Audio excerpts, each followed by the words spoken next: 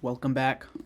Today is day 16 of reading every single day for the rest of my life. We have Discipline is Destiny. That is the book we will be reading. And yeah, let me start 30 minutes right now. And I believe I left off at page 8. So let's go. One doesn't take care of the body because to abuse it is a sin, but because if we abuse the temple, we insult our chances of success as much as any god. Garrick was fully ready to admit that his discipline meant he missed out on a few pleasures. He also knew that those who live fast or of the easy life miss something too. They fail to fully realize their own potential. Discipline isn't deprivation, it brings rewards. Still, Garrick could have easily gone in a different direction. In the midst of an early career slump while playing in the minor leagues, Garrick went out one night with some teammates and got so drunk that he was still boozed up at the first pitch the next day. Somehow, he didn't just manage to play, but he played better than he had in months. He found, miraculously, that the nerves, the overthinking had disappeared with a few nips of a bottle between innings. It was a seasoned coach who noticed and sat Garrick down. He'd seen this before. He knew the short-term benefits of the shortcut. He understood the need for release and for pleasure too, but he explained the long-term costs. He expelled out the future Garrick could expect if he didn't develop more sustainable coping mechanisms. That was the end of it. We're told not because of any prissy notions of righteousness that it was evil or wrong to take a drink, but because he had a driving, non-stop ambition to become a great successful ball player. Anything that interfered with that ambition was poison to him. It meant something to him as a ball player, to be a Yankee, to be a first-generation American, to be someone whose kids looked up to. Garrick, as it happened, continued to live with his parents for his first 10 seasons, often taking the subway to the stadium. More than financially comfortable, he later owned a small business in New Rochelle. To Garrick, money was at best a tool, at worst a temptation. As the Yankees reigned over the game, the team was treated to an upgraded dugout, which padded seats replacing the old Spartan bench. Garrick was spotted by the team's manager tearing off a section. "I get tired of sitting on cushions." He said of the post life of an athlete in his prime, "Cushions in my car, cushions on the chairs at home. Every place I go they have cushions." He knew that getting comfortable was the enemy, and that success is an endless series of invitations to get comfortable. It's easy to be disciplined when you have nothing. But what about when you have everything? What about when you are so talented that you can get away with not giving everything? The thing about Louis Gehrig is that he chose to be in control. This wasn't discipline enforced above or by the team. His temperance was an interior force, emanating from deep within his soul. He chose it despite the sacrifices, despite the fact that others allowed themselves to forego such penance and got away with it, despite the fact that it usually wasn't recognized, not until long after he was gone anyway. Did you know that immediately after Ruth's legendary called home run that Louis Gehrig hit one too? Without any dramatic gestures either. Actually, it was his second of the game. Or that they have the same number of league batting titles? Or that Ruth struck out almost twice as many times as Gehrig? Louis not only kept his body in check in a way that Ruth didn't. Ruth ballooned to 240 pounds, but Gehrig checked his ego too. He was a reporter, would write unspoiled, without the remotest vestige of ego, vanity, or conceit. The team always came first, before his own wealth. Let the headlines go to whomever wanted them. Could he have done otherwise? Yes, but then again also no. He could never have tolerated it in himself. Even his trainer once complained in jest, if all ball players were like Gehrig, there wouldn't be any job for trainers on ball clubs. Gehrig did his own prep, took care of his own training, just as religiously in the off-season as well, and rarely needed rub-downs or rehab. The only thing he asked for the staff was that a stick of gum should be put out for him in his locker before a game. 2, if they were going into a doubleheader. Gehrig wore his fame lightly, an observer once noted, but took the obligations of it seriously. But sports is more than just muscle and talent. Nobody plays that many games in a row without being a tough son of a bitch. A bad throw from his third baseman forced Gehrig to grab the ball in the dirt, where he jammed his thumb into the ground. Ouch. In the dugout, his teammate thought he'd be in for a cursing out. "I think it's broken," was all Gehrig said. You didn't hear a peep out of Louis. The team recounted in amazement. Never a word of complaint about my rotten throw and what it did to his thumb. And of course, he was back in the lineup the following day. "I guess the streak's over," a pitcher joked after knocking Gehrig unconscious with a pitch in June 1934. For 5 terrible minutes he lay there, unmoving, dead to the world, death being a real possibility in the era before helmets. He was rushed to the hospital and almost expected he'd be out for 2 weeks. Even if the x-ray for a skull fracture came back negative, again he was back in the batter box the next day. Still, you might have expected a hesitation, a flinch when the next ball came hurtling towards him. That's why pitchers would lean a batter from time to time, because it makes them cautious. The batter's instinct for self-preservation causes them to step back, in a game where a millimeter may make all the difference. Instead, Gehrig leaned in and hit a triple. A few innings later he hit another, and before the game was rained out, he hit his third, while recovering from a nearly fatal blow to the brain. "A thing like that can't stop us, Dutchman," was his only post-game comment. Wow. This guy's a menace. What propels a person to push themselves this way? Sometimes it's simply to remind the body who is in charge. "It's just that I had to prove myself right away," he said. "I wanted to make sure that big whack on my head hadn't made me gun-shy at the plate." Gehrig may have had been after personal sanctification, but the truth was that he achieved it anyway. There was no finer man that walked the earth, one of his teammates observed. He didn't dunk, chew, or smoke. He was in bed by 9:30 or 10 each night, perfectly reachable habits, and yet it earned him incredible respect. Why? When a man can control his life, his physical needs, his lower self, Muhammad Ali would later say, he elevates himself. There is an old story about Gehrig's first game with the Yankees when he started his streak. He was supposedly hit with a ball that day too. Do you want us to take you out?" the manager asks. "Hell no," Gehrig was said to have acclaimed. It's taken me 3 years to get into this game. It's going to take more than a crack on the head to get me out." 17 years later, something finally did not take him out,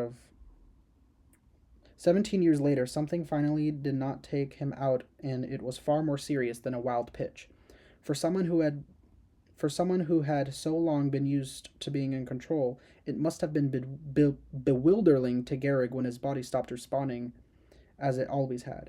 Slowly but noticeably, his swing wasn't as fast. He struggled to pull off his mutt. He fell down while putting on a pair of pants. He dragged his feet when he walked.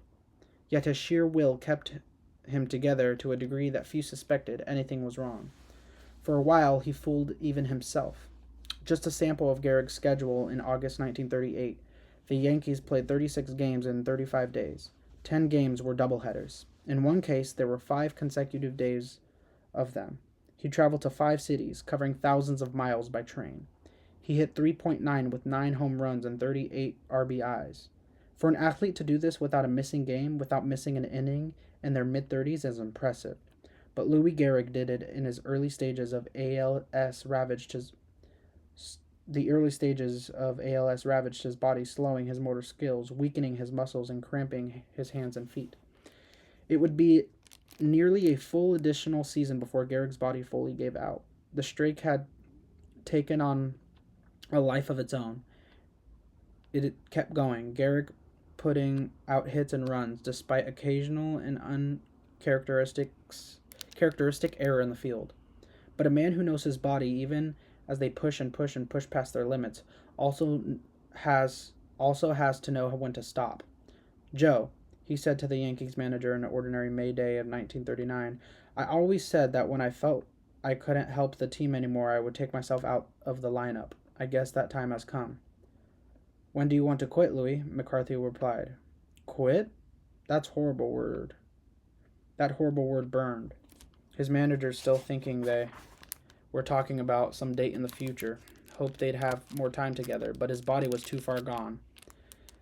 "Now," Gehrig replied with certainty, "but babe, Dahlgren in. Put Babe Dahlgren in. What had changed? After weeks of inconsistent play, Garrick had fielded a ground ball and made a solid out. It was a play he'd made thousands of times in his career, but his teammates had celebrated it like it was one of his series-winning homers. In that moment, he knew he was holding them back. He was lying to himself. It was Churchill who told the young boys at Harrow School to never give in, never, never, never, in nothing great or small, large or petty. Never yield to force, never yield to the apparently overwhelming might of the enemy. For all his life, Garrick had resisted in similar fashion. Poverty hadn't held him back, nor had injuries on his sheer odds of making it to professional sports. He had resisted temptation. He had refused to give in to complacency or even fatigue. And yet here he was at one of the most two exceptions that Churchill would lay out. Never give in except to convictions of honor and good sense. Now at the end of the road, all Garrick could do was exit with the same pose and control he had played with. The streak that began back in the heady of the days of the Roaring Twenties soldiered on through the Great Depression, and peaked with the 1938 World Series ended as inauspiciously as it began. Somebody new was getting their shot at first base. It came as a complete surprise to Dahlgren, his replacement. He was stepping into a very big shoes. Good luck, was all Garrick could say. At the startup line was all over for the loudspeakers to some 12,000 people in Detroit. The announcer was just as stunned. For the first time in 2,130 games, Garrick's name was not to be called. Still, the announcer couldn't help himself.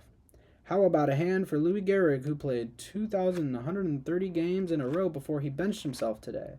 The crowd, which included a friend of Garrick's in town on business, the one and only Wally Pipp, whom Garrick had first replaced 14 years earlier, struggled to register what it meant. Then the crowd broke out in a sustained applause. Garrick waved and retreated to the dugout. His teammates watched in silence as the Iron Horse broke down and wept. You have to do the best while you still have a chance. Life is short. You never know when your body will be taken away from you. Don't waste it. On July 4th, 1939, he entered Yankee Stadium for the first time in uniform. Stripped now of the muscles that had long served him, all that was left was the man himself, his courage and his self-mastery. Yet it was another sense, the same old battle against his body as it ever was, the battle against fatigue, the battle to push himself. He tried to beg of speaking, but the crowd chanted, "We want Lou, we want Lou." Struggling to hold himself off, the words he would utter would prove Ali's point. When we master the lower self, we elevate ourselves to a higher plane. For the past 2 weeks, you have been reading about a bad break, he said, as he tried to keep himself together. Yet today I consider myself the luckiest man on the face of the earth. But eventually, this luck would run out, as it does for all of us. Death came to the erstwhile Iron Man at 10 o'clock, the New York Times wrote in 1941. The record book is liberally strewn with his feats at the plate, yet it was not what was written about him. In the record books or elsewhere, that truly captured his legacy. The funeral lasted 8 minutes. Looking out over the friends and teammates, the priest found a flowery eulogy unnecessary. We need none, the preacher said of this man. Because you all knew him, no tribute was needed. His life, his example spoke for itself. Like Louis Garrick, each of us is in a battle with our physical form. First, to master it and bring it to its full potential. Second, as we age or get sick, to arrest its decline. To literally wrest the life from while we can. The body, you must understand. It's a metaphor. It's a training ground, a proving ground for the mind and the soul. What are you willing to put up with? What can you do without? What will you put yourself through? What can you produce with it? You say you love what you do. Where's your proof? What kind of streak do you have to show for it? Most of us don't have millions of fans watching or millions of dollars incentivizing us. We don't have a coach or a trainer monitoring daily progress. There is no fighting weight for our profession. This actually makes our jobs, our lives harder, because we have to be our own manager, our own master. We're responsible for our own conditioning. We have to monitor our own intake, decide our own standards. Good. The truly dedicated are harder on themselves than any outside person could ever be. Temperance is not a particular sexy word and hardly the most fun concept, but it can lead to greatness. Temperance, like a tempered word, simplicity and modesty, fortitude and self-control in all things, except our determination and toughness. We owe it to ourselves, to our goals, to the game, to keep going, to keep pushing, to stay pure, to be tough, to conquer our bodies before they conquer us. Attack the Dawn. It was early, always early, when Toni Morrison awoke to write. In the dark, she would move quietly, making that first cup of coffee. She'd sit at her desk in her small apartment, and as her mind cleared and the sun rose and light filled the room, she would write. She did this for years, practicing this secular ritual used not just by her writers but by countless busy and driven people for all time. Writers devise ways to approach that place when they expect to make the contact. She'd later reflect where they become the conduit or where they engage in this mysterious process. For me, light is the signal in transition. It's not being in the light, it's being there before it arrives. It enables me in some sense. But of course, it was practical as it was spiritual, because at the beginning of her career, Morrison was also a single working mother of 2 young boys. Her job of an editor for Random House occupied her for days. Her children every other minute, and by the late evening she was burned out, too tired to think. It was the precious early morning hours between the parting dark and the rising dawn, before her boys uttered the word "Mama," before the pile of manuscripts from Words demanded her attention, before the commute, before the phone calls, before the bills beckoned, before the dishes need to be done, before the dishes needed to be done, it was then that she could be a writer. Early she was free. Early she was confident, clear-headed, and full of energy. Early the obligations of life existed only in theory and not in fact. All that mattered, all that was there, was the story, the inspiration, and the art.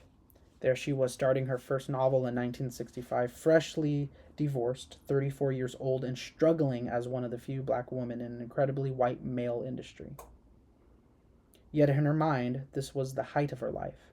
She was no longer a child, and yet for all of her responsibilities, everything was quite simple. Her kids needed her to be an adult. So did her unfinished novel. Wake up. Show up. Be present.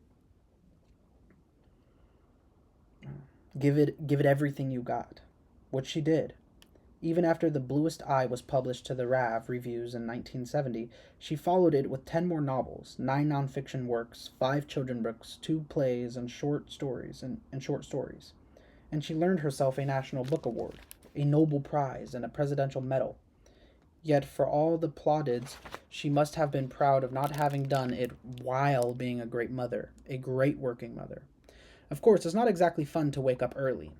Even the people who have reaped a lifetime of benefits from it still struggle with it. You think you're not a morning person?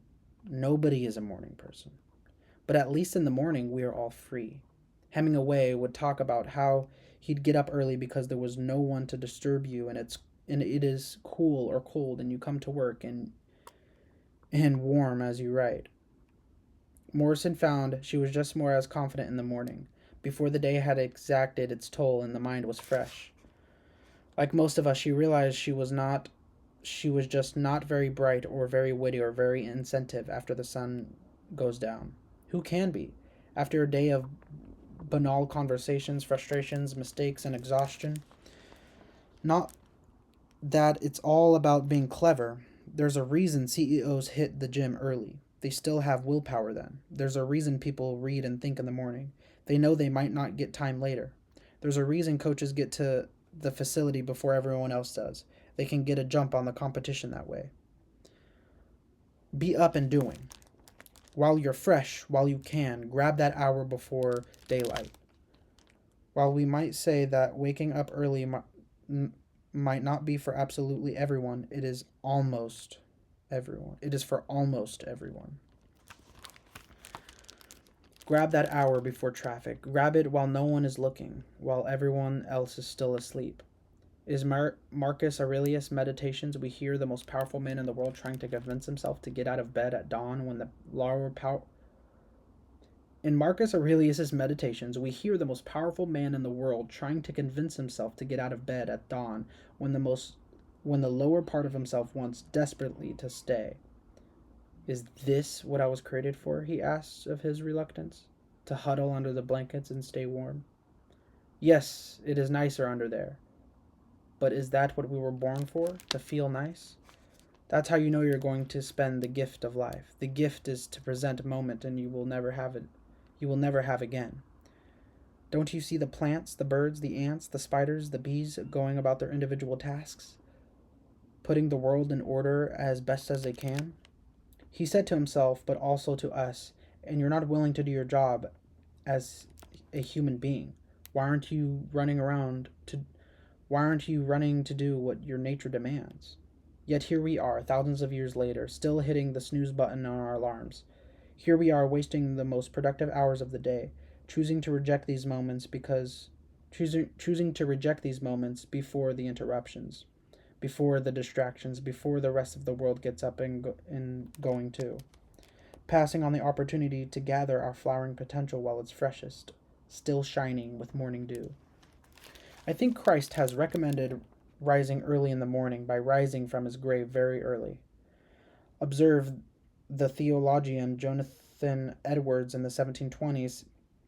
Is that why quiet mornings seem so holy? Perhaps it is that we're tapping into the traditions of our ancestors, who also rose early to pray, to farm, to fetch water from the river or the well, to travel across the desert before the sun goes too hot. When you have trouble waking up, when you find it hard, remind yourself of who you come from. Remind yourself of the tradition. Remind yourself of what is at stake. Think Morrison did, of her grandmother who had more children and an even harder life. Think of Morrison herself, who certainly did not have it easy and still got up early. Think of how lucky they are. Be glad to be wake up, because it's better than the alternative, which we'll all greet one day. Feel the joy of being able to do what you love. Cherish the time, but most of all, use it. The strenuous life is the best life. King George V was a notorious glutton. His breakfast consisted of 2 pigeons, 3 steaks, an earful bottle of wine, and a glass of brandy. In time, he grew so fat he could no longer sleep lying down, or the weight of his own chest might asphyxiate him. He had trouble signing documents. He even brutally had his attendants make a stamp for his signature to save him even the basic exertion. Still, he managed to father several legitimate children while generally neglecting the business of being a king. King George was the type of person who apparently believed that he was exempt from the rules of health and humankind, that his body could and would endure unlimited abuse without consequence. Indeed, his last words, when years of bad habits and lethargy finally caught up with him at 3:30 a.m. in the summer of 1830, were, "Good God, what is this?" Then he realized what it was. "My boy," he said as he grasped the hand of a page, "this is death." It was almost as if he was surprised to find out that he was mortal, that treating his body like a garbage can for 4 decades had consequences. Has anyone ever drunk or eaten their way to happiness? No. An early grave? Misery? Regret? You bet. Take a look at the diet of Babe Ruth, as he played alongside Louis Gehrig. Breakfast was a pint of whiskey mixed with ginger ale, then steak, 4 eggs, fried potatoes, and a pot of coffee. For an afternoon snack, it was 4 hot dogs, each washed down with a bottle of Coca-Cola. He had an early supper with a late supper, which at the same time, each the same, 2 porterhouse steaks, 2 heads of lettuce drenched with blue cheese dressing, 2 platefuls of cottage fried potatoes, and then 2 apple pies. Oh, and between the 2 suppers, he had 4 more hot dogs and 5 more bottles of Coca-Cola. Holy shit. Perhaps all that needs to be said is that Ruth was once rushed to the hospital for drinking too much soda and eating too many hot dogs. It was fun while it went down, but the aftertaste was bitter. "Listen, Lou," Babe once told Gehrig, "don't be a sap. Keep in condition. Don't let yourself get soft." I make a lot of mistakes when I was coming along. I didn't eat right and I didn't live right. Later I had to pay for all those mistakes. I don't want you to do the same. Babe Ruth's athletic feats then, as inspiring as they are, carry with him a tinge of sadness. What could Babe Ruth have accomplished had he been more disciplined? What greatness did he leave on the table? Because yes, even the greats could have been greater. The pleasure of excess is always fleeting, which is why self-discipline is not a rejection of pleasure, but a way to embrace it. Treating our bodies well, moderating our desires, working hard, exercising, hustling, this is not a punishment. This is simply the work of which pleasure is the reward. Let's contrast King George with another head of state, President Theodore Roosevelt. Now, if anyone had an excuse for a sedentary existence, it was Teddy. He was born a weak and vulnerable boy. His interests were academic. The only thing worse than his very nearsighted eyes were his lungs, which seemed to have rebel at the slightest bit of stress. Don't scold me, he once told his father. Excuse me, sorry. Don't scold me, he once told his father, or I shall have the asthma. And on other nights he did, crippling, terrifying attacks that nearly killed him. But at his father's patient encouragement, Teddy began working out, starting at a gym down the street and the gym on the family's porch. And later at Harvard, Theodore not only remade his body, but remade his life, and in a sense, the world. The strenuous life, he would call it, a life of action, activity, but most of all, of exercise. Walking, rowing, boxing, wrestling, hiking, hunting, horseback riding, football. Roosevelt did it all. There was hardly a day when he was not actively exercising, playing sports, or getting out into nature. Even as president, he was active enough to put much younger people to shame. While in the White House, Roosevelt wrote, I always tried to get a couple of hours exercise in the afternoons. A couple of hours a day as president. Who do you think felt better when they woke up in the morning? The lazy King George, whose life was all about pleasure, or the occasionally sore Theodore Roosevelt, who chose the strenuous life, playing tennis or talking cold swims in Rock Creek and the Potomac? Even when he was injured, for instance, he lost sight in one eye from a boxing incident while president, he was having the better time. What do you think Teddy would have done? What do you think Teddy would have thought of our sedentary digital lives? Or our excuse that we're too busy or too tired? We are meant for more than simply existing. We are here for more than just lying around and seeking pleasure. We have been given incredible gifts by nature. We are an apex predator, a freakishly elite product of millions of years of evolution. How will you choose to spend this bounty? By letting your assets atrophy? This isn't just a personal choice, it affects us all. Nearly half of young Americans are actually ineligible to join the U.S. military for health or fitness reasons. Intemperance is not a joke. Gluttony isn't good. This isn't just an existential issue, but a national security one. If greatness is our aim, if we want to be productive, courageous members of society, we need to take care of our bodies. Not just the gym, but in the kitchen too. A healthy diet and not abusing drugs or drinks does much of the heavy lifting. You are a high-end race car. Fuel accordingly. Obviously, the philosopher's body should be well prepared for physical activity. The Stoic Musonius Rufus explained, because often the virtues make us use of this is a necessary instrument for the affairs of life. We use the training common to both when we use discipline ourselves to cold, heat, thirst, hunger, meager rations, hard beds, avoidance of pleasures, and patience under suffering. For by these things, the body is strengthened and becomes capable of enduring hardship. Study and be ready for any task. Life is filled with all sorts of difficulties and challenges. Work will not always go well, but working out is in our control. It is a contained space in which the only potential obstacle is our determination and commitment. Swim, lift weights, train in jiu-jitsu, take long walks. You can choose the means, but the method is a must. You must be active. Get your daily win. Treat the body rigorously, as Seneca tells us, so that it may not be disembodiment to the mind, be disobedient to the mind. Because as you're building muscle, you're also building willpower. More important, you're building this willpower and strength while most people are not. Don't you think there were moments in the middle of the coal strike of 1902 when Teddy got tired? Don't you think it was exhausting to battle the trust in their lawyers and their agents in the press? Can you imagine how he felt when that assassin's bullet pierced his chest moments before a speech?